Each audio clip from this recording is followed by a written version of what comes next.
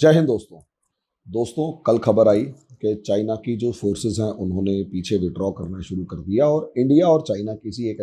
Decision पर पहुंचे, दोनों एग्रीमेंट पर पहुंचे कि हाँ, अब दोनों सेनाएं जो हैं, जो लगभग लगभग 2 साल से भी ज़्यादा टाइम से आमने सामने खड़ी हुई हैं गलवान वैली और पेंगोंग त्सो लेक के ऊपर, वहाँ से पीछे हटना शुरू हो जाएंगे। बहुत सारी जगहों से हिमालयाज के ऊपर इंडिया और चाइना की आर्मी पीछे हटने लगी है, लेकिन ऐसी बहुत सारी जगह थी जहां अभी भी दोनों के दोनों फोर्सेस के बीच में एक स्टैंड ऑफ बना हुआ था। 16, 17, 18 दौर की बातचीत हो चुकी है। सरकारों की जगह आर्मी बातचीत कर रही है, डिप्लोमेट्स जो हैं वो पीछे से अपना पूरा का पूरा कोशिश कर रहे हैं, लेकिन वो रिक्वायर्ड रिजल्ट्स नहीं मिल पा रहे थे जिसकी हम उम्मीद कर रहे थे कि हाँ, सेनाएं पीछे हटेंगी या कुछ भी है। अब ऐसी सिचुएशन के अंदर एकदम से खबर आना और कि भाई पाकिस्तान और इंडिया की सेनाएं पीछे हट रही हैं। हालांकि मैं ये मानता हूं कि हमारी जो गवर्नमेंट है और हमारे जो डिप्लोमेट्स हैं वो इस मामले में बड़े कैपेबल हैं, और जितनी डायमेंशंस मैं निकाल पा रहा हूं उससे कहीं ज़्यादा बारीक इंफॉर्मेशन उनके पास है, तो वो और अच्छी डायमेंशन निकाल पाएंगे। लेकिन क्योंकि मेरा काम एनालिसिस करना है और हमारे उन स्टूडेंट्स तक उन फ़ायदा पहुंचाना है जो कि यूपीएससी की प्रिपरेशन कर रहे हैं, पीसीएस में बहुत सारी जगह जहां आईआर आ रहा है, उन स्टूडेंट्स के लिए भी खासकर, और बाकी जो भाई देखना चाहे देखें। टॉपिक शुरू करने से पहले मैं आपको एक इन्फॉर्मेशन देना चाहूंगा छोटी सी, कि अगर आप आईएएस पीसीएस यानी यूपीएससी और किसी पीसीएस वगैरह की प्रिपरेशन कर रही हैं, या अगर आप किसी एसएससी, रेलवे, अग्निवीर जैसे ऐसे एग्जाम की प्रिपरेशन कर रही हैं जो जीएस जिसमें पढ़ाई जा रही है या जीएस के क्वेश्चंस पूछते हैं, ऐसे स्टूडेंट्स को के लिए एनसीईआरटी का जो बेसिक कंसेप्ट्स का बैच है वो हमने स्टार्ट किया है।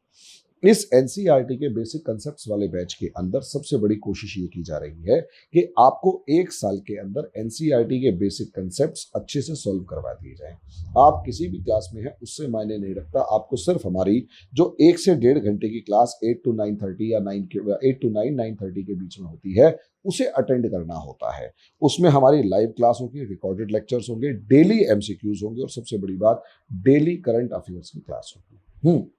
उसमें करंट अफेयर्स का भी नॉर्मल डिस्कशन चलता रहेगा। फीस हमने वन टाइम फीस रखी है 500 रुपीज पर मंथ, इसमें ज़्यादा फीस नहीं है। सभी स्टूडेंट्स, जिसकी पॉकेट अलाउ करे या ना करे, सबके लिए अलाउड है, तो वो जल्दी से जल्दी आप इसे ज्वाइन कर सकते हैं और हमारी क्लासेस को स्टार्ट करें। डेली क्लास होती है 5 डेज इन अ वीक। अब आप समझिए इधर क्या है। चाइना पाकिस्तान मतलब चाइना का पीछे हटना, अगर आप सिर्फ एक इवेंट के फॉर्म में देखते हैं तो आप गलत करेंगे, क्योंकि देखिए कहीं ना कहीं इतने बड़े लेवल पर जो भी डिसीजंस होते हैं वो इंटरनेशनल सिनेरियो और पूरी दुनिया में माहौल क्या चल रहा है उसको देखते हुए लिए जाते हैं। ये याद रखना, पूरी दुनिया में जो माहौल चल रहा है, असलियत में बॉर्डर जो है वो ये वाला है। इस बॉर्डर से या फिर सिक्किम वाला बॉर्डर या अरुणाचल प्रदेश वाले बॉर्डर के ऊपर हमारी और चाइना की सेनाएं आमने सामने मौजूद हैं, इसमें कोई दो राय नहीं है। लेकिन इस टाइम पर आप इस लद्दाख वाले मामले में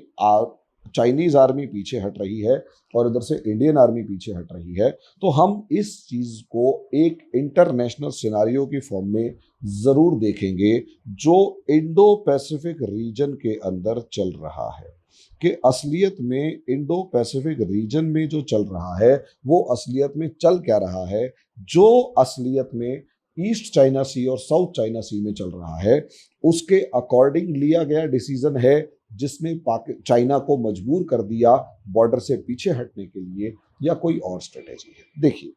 ऐसे डिसीजन ऐसे ही सिनारियोज में लिए जाते हैं। देखिए होता क्या है, मामला यह है कि जब आप इस लेवल के डिसीजन को ले रहे होते हैं तो असलियत में चाइना सिर्फ और सिर्फ चाइना अपने फॉर्म में ना देखकर इसे इस तरीके से देखा जाए कि यहां पर जापान अपने फुल फ्लेजेड लेवल पर तैयारी कर रहा है, और पहली बार पिछले कुछ दिनों में ऐसा हुआ कि ये पूरा एरिया जापान का है, यहां तक का एरिया फिलीपींस का है, और इस एरिया को ताइवान क्लेम करता है। ठीक है, यहां से ये जो है चाइना भले ही इस 9 डैश लाइन को क्लेम कर रहा हो, लेकिन इस मलक्का स्ट्रेट से बाहर निकलते ही इंडियन डोमिनेंस मौजूद है। अब आप पिछली कुछ सिनारियोज को, कुछ खबरों को याद कीजिए जो आप लगातार सुनते हुए आ रहे हैं, कि पहला, चाइना के इस 9 डैश लाइन क्लेम को यहां से खत्म कर दिया गया है और इंटरनेशनल जो भी मैप्स हैं उन सब में, और यहाँ तक कि यूनाइटेड नेशंस जो भी मैप रिलीज करता है उनमें, उनकी ऑफिशियल वेबसाइट्स के ऊपर भी ये 9 डैश लाइन खत्म करके इस 9 डैश लाइन को जो है, सॉरी ये वाली 9 डैश लाइन, इसे खत्म करके यहाँ पर साउथ चाइना सी दिखाया गया। यानी सरकार ने और यहाँ तक कि देशों ने क्लियर वर्ड्स में, खासकर अमेरिका डोमिनेटिंग जो सिस्टम है उसने उन्होंने पूरे तरीके से चाइना के इस क्लेम को अभी तक तो कंसिडर कर रहे थे, उस पर बात कर रहे थे, अब इसका मतलब ये है कि आउटवर्डली रिजेक्ट कर दिया है कि भैया चाइना का यहाँ कोई दावा नहीं है, कोई क्लेम नहीं है। दूसरी तरफ अगर आप देखें, पहली बार ऐसा हुआ है 2020 के बाद से, 2020 में कोरोना आया था, 2020 के बाद से पहली बार चाइना के ड्रोन्स के ऊपर रिटेलिएशन में फायर किया गया है। चाइना के ड्रोन्स पर रिटेलिएशन में फायर किया गया। इसका मतलब क्या? इसका मतलब ये कि ताइवान ने अब साफ कह दिया है कि अब हम चुप नहीं बैठेंगे, हम वापस हमला करेंगे। इसका मतलब ये कि अमेरिका की जो मदद थी उससे अब पहले जो ताइवान डिमोरलाइज था, अब उसमें एक तरीके का कॉन्फिडेंस आना शुरू हो गया है कि भाई रिटेलिएशन दूंगा। तीसरी तरफ अगर आप देखेंगे तो यहाँ पर चाइना का जो इकोनॉमिक स्लोडाउन है वो कहीं ना कहीं चाइना के खुद इंटरनल मैटर्स को प्रॉब्लम क्रिएट कर रहा है, और ऊपर से जो zero Covid policy of China जिस तरीके से परेशान कर रही है, कोविड पॉलिसी जिस तरीके से परेशान कर रही है, और चाइना को ना चाहते हुए भी रोज रोज अपने शहरों को बंद करना पड़ रहा है, और ये पॉलिसी जो है वो लगातार फेल होती जा रही है, और जो इकोनॉमिक स्लो डाउन लगातार होता जा रहा है उसकी वजह से जो कंपनियां जो है वो फेल हो रही हैं, वो अपने आप में बहुत ज्यादा टेंशन भरा माहौल है। ऐसे में चाइना के अगर दोस्तों की गिनती शुरू की जाए तो यहाँ नॉर्थ कोरिया को छोड़ दिया जाए, यहाँ पाकिस्तान के अंदर जो स्ट्रॉन्ग पोजीशन में चाइना था,